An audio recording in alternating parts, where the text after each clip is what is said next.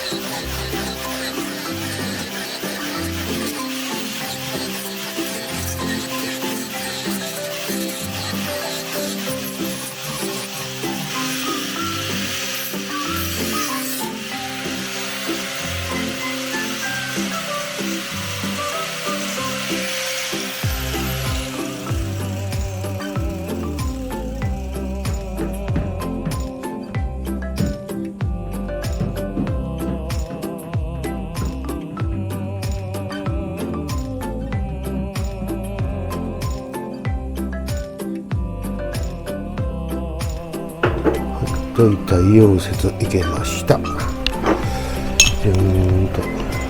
だ巣穴開いとるけどね、もうこれぐらいはいいでしょう。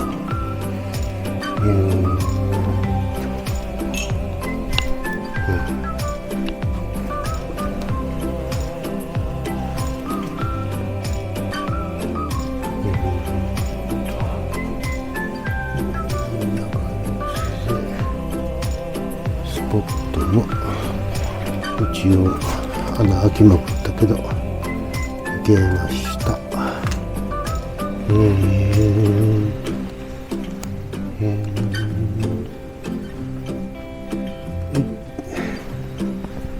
OK、 完了。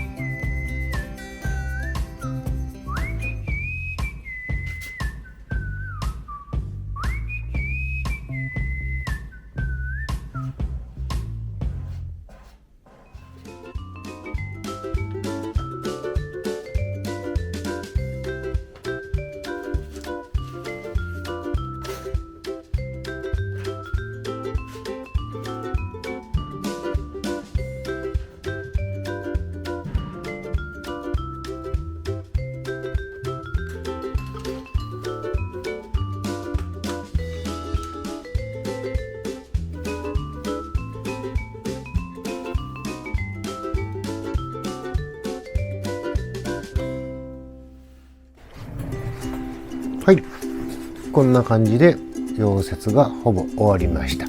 リアフェンダーのね、画像で見てもらうとこれが溶接が終わって、巣穴はちょこちょこ開いてますけど、もともとはね2センチ間隔ぐらいでスポット溶接みたいな感じでして、あとパテでしてあったんで巣穴ぐらいはいいとします。はい。でこれに最後サビ止めの代わりに黒いサビキラーを塗ってパンダみたいにしてこの日の作業は終了しました。僕の今回のこの86の動画に関しては作業しながらやってるんでなかなか神経臭いですけど、作業をやっては動画編集してまた作業しては動画編集しての繰り返しなんで、ちょっと長くなりそうですけど、皆さんお付き合いよろしくお願いします。はい、こんな感じで今回の第7話終了です。また次の動画でお会いしましょう。ありがとうございます。ではさようなら。さようなら。よし。